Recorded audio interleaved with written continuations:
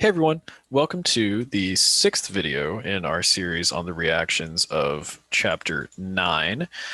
So this video is going to be pretty quick. I just want to kind of get this reaction across to everybody. So this is going to be oxidation of alkynes to diketones. So you write that down. So oxidation of alkynes to diketones. All right, diketones, and we'll see that in just a second. So this is very similar to syn dihydroxylation of alkenes. All right, and so we will see that. So let's take a look at this alkene, and we're going to be using potassium permanganate, so KMnO4. And we usually use water, and it's neutral. Okay.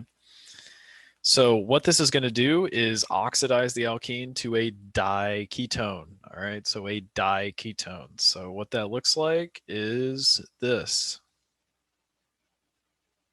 So on each carbon that was participating in the triple bond, I put a double bond O. All right. I put a double bond O.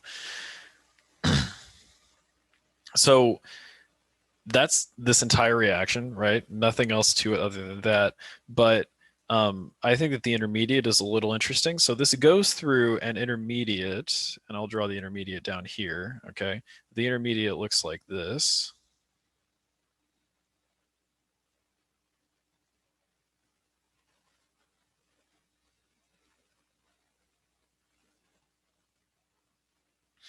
So it goes through this intermediate, and then it loses two waters. So two waters get lost. Okay. And whenever I lose two waters, then I form this. Okay. So two waters get lost. But I think this is interesting. So if I lose this OH and this OH, and then these two hydrogens here, then this is OH, OH plus H plus H. This is 2 H2O, right? So I lose 2 H2O, and then I'm just left with 2 oxygens. So then I form my 2 double bond O's, okay? So this is the intermediate it goes through. So it goes through this tetrahydroxy intermediate, which is kind of interesting. So, but again, that's really all that we're doing in this reaction, okay? So I'm just going to be taking the two things that are in the triple bond and turning them into ketones. So again, I'm using KMnO4 with water, and it's neutral. And so all I need to do is just make sure to count my carbons. So this is 1, 2, 3, 4. So 1, 2, 3, 4. And then here I have a ketone, and here I have a ketone. All right.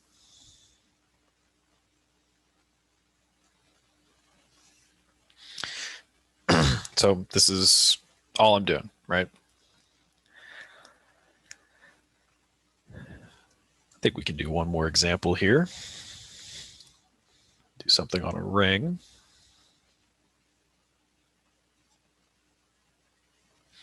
So we take this and we oxidize this with KMnO4 and water.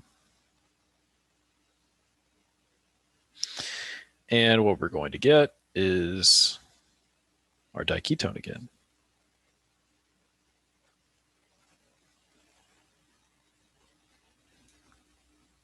That's it. All right. So this is this entire reaction.